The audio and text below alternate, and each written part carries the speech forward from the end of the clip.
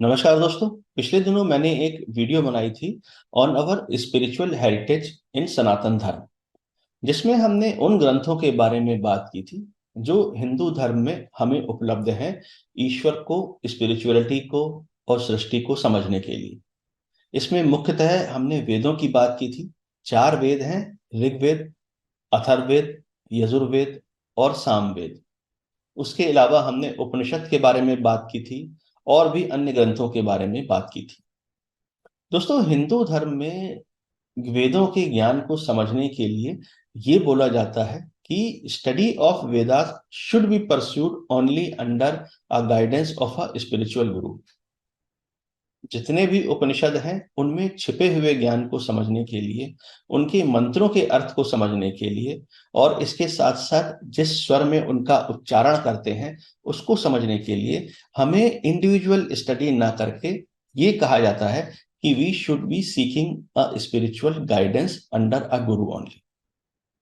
लेकिन दोस्तों, फिर भी एक ऐसा ग्रंथ हिंदू धर्म में है जिसे हम इंडिविजुअली अपनी स्टडीज के लिए परसू कर सकते हैं, अपने स्वाध्याय के लिए परसू कर सकते हैं।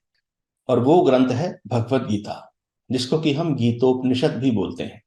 तो आज हम इसी गीतोपनिषद के बारे में बात करेंगे। चलिए शुरू करते हैं।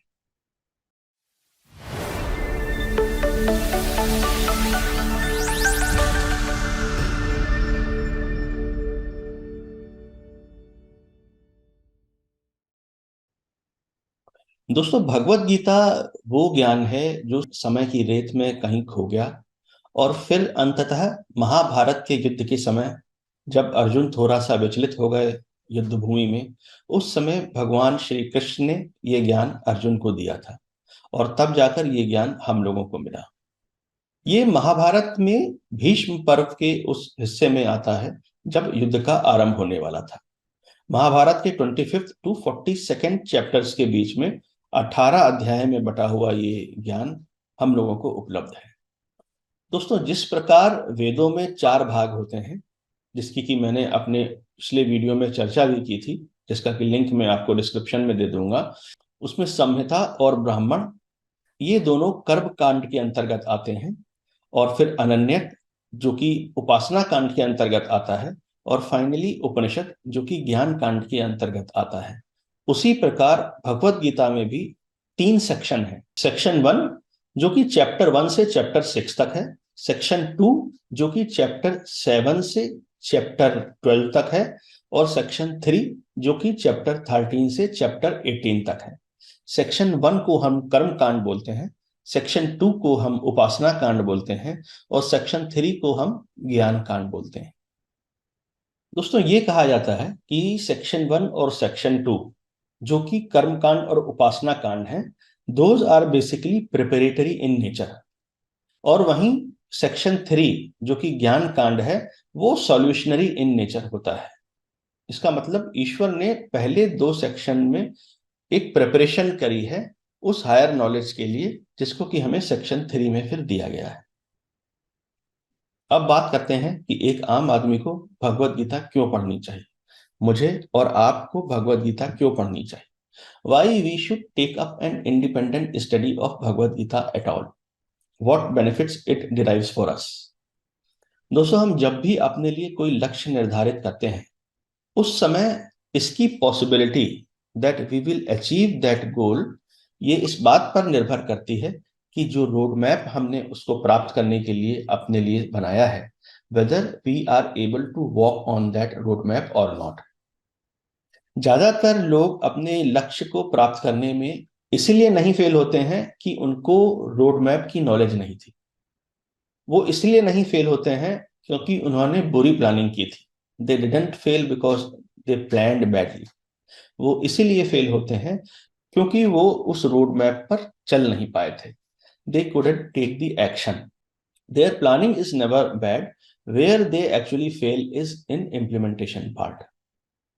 ये ऐसे ही है जैसे एक स्मोकर को ये मालूम होता है कि स्मोकिंग किल्स, लेकिन कैसे भी करके वो उस हैबिट को छोड़ नहीं पाता है। हमें ये अच्छे से मालूम है कि फिट रहने के लिए we need to do exercise, but somehow हम वो नहीं कर पाते हैं। स्टूडेंट्स को अच्छे से मालूम होता है कि एग्जाम में पास होने के लिए उन्हें क्या करना चाहिए। तो किसी भी कार्य को पूरा करने के लिए, अपने किसी भी सपने को पूरा करने के लिए हमें अच्छे से मालूम होता है कि हमारा रोड मैप क्या है। The only thing is that we fail to act. हम एक्शन नहीं ले पाते हैं, हम कर्म नहीं कर पाते हैं। और दोस्तों, भगवत गीता की शुरुआत भी इसी चैप्टर से हुई है, जिसमें Arjun is not able to take action. Why he is not able to take action? Why we all are unable to take action and achieve our goals? हमें मालूम है कि हमारा वो गोल जो हमने अपने लिए निर्धारित किया है, उसे हम प्राप्त कर लेंगे, तो उसके साथ साथ और भी बहुत सारी चीजों का आनंद हम उठा पाएंगे, लेकिन इसके बाद भी हम एक्शन नहीं ले पाते। दोस्तों, there are two main enemies of action. हम एक्शन इसीलिए नहीं ले पाते क्योंकि हमारे दो प्रमुख शत्रु हैं।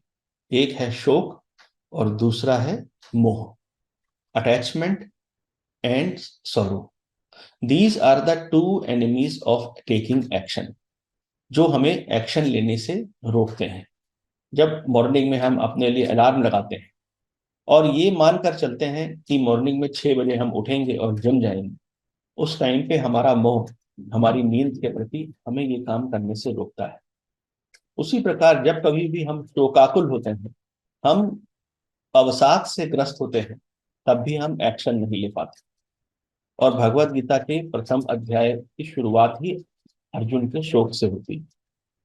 इस प्रकार Arjun was not able to take action and he was overpowered by his negative emotions of sorrow and attachment।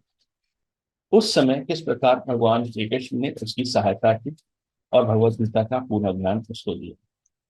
We should be thankful to Lord Krishna, क्योंकि जो ज्ञान वेदों में उपलब्ध था, जो ज्ञान पर्वत श्रृंखलाओं में और वन में ऋषि मुनि देख रहे थे और उसका अध्ययन कर रहे थे, वही ज्ञान भगवान श्री कृष्ण हम सभी लोगों के लिए हमारी कर्म भूमि में यहाँ ले आए। The knowledge has been transferred from deep forest to our work place and it is very much required in our work place. और इसीलिए दोस्तों, मुझे लगता है कि हम सभी को भगवद गीता का अध्ययन करना चाहिए।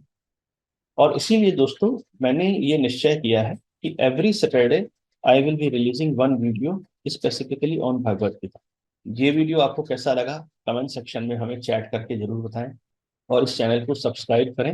Help me in spreading this word all across. नमस्ते, थैंक यू, जय हिंद।